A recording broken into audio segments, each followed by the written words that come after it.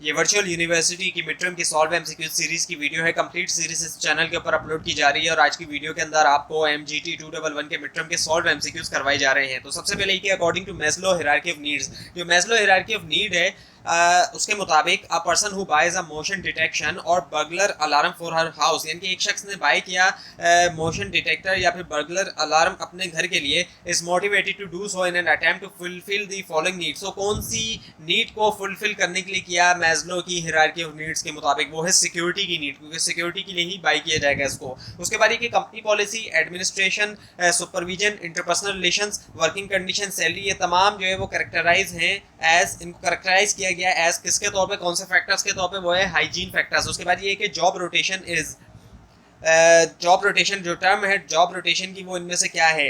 उसका मतलब ये कि means that staff is move periodically. इसका मतलब क्या है कि मूव करना है स्टाफ को periodically from task to task in order to increase variety and interest. उसके बाद ये कि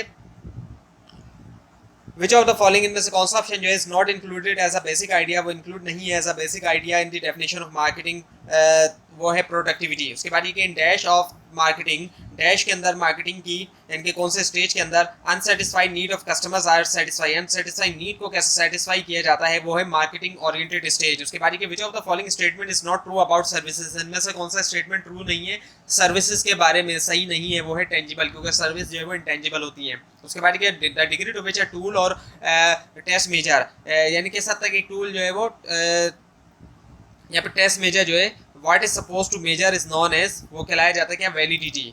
उसके बाद ये कि which of the following would generally have unlimited liability, इनमें से किसकी जो है वो अनलिमिटेड लायबिलिटी होगी जनरली? वो है the owner of a sole proprietorship. उसके बाद ये कि what is potentially the biggest advantage of a small partnership, potentially जो है वो बिगेस्ट एडवांटेज क्या है पार्टनरशिप का, स्मॉल पार्टनरशिप का over a sole proprietorship. Sole proprietorship के ऊपर वो है रेजिंग कैपिटल। उसके बाद ये कि which of the following enjoys limited liability, इनमें से कौन सा जो है वो एंजॉय करता है लिमिटेड लायबिलिटी? वो है कॉर्पोरेशन। उसके बाद ये कि which of the following are the components of business, इसके अंदर आए थे बोथ इंडस्ट्री एंड कॉमर्स। उसके बाद which of the following is included from factors that can affect the business, इनमें से तमाम जो ऑप्शन है इनमें से कौन से जो है वो एक्सक्लूड है फैक्टर्स से जो कि अफेक्ट कर सकता है बिजनेस को? सो इसका जवाब है नन ऑफ द अबव। उसके बाद ये the formation of dash does not require any legal formality like registration, कौन सा ऐसा बिजनेस है जिसमें लीगल फॉर्मेलिटी रजिस्ट्रेशन वगैरह जो है वो जरूरी नहीं है? वो है सोल प्रोप्राइटरशिप। उसके बाद which of the following is a disadvantage of partnership, partnership का जो एक डिसएडवांटेज है वो है प्रॉफिट शेयरिंग। उसके बाद ये इन पार्टनरशिप डीड के अंदर profit and loss is distributed among the partner,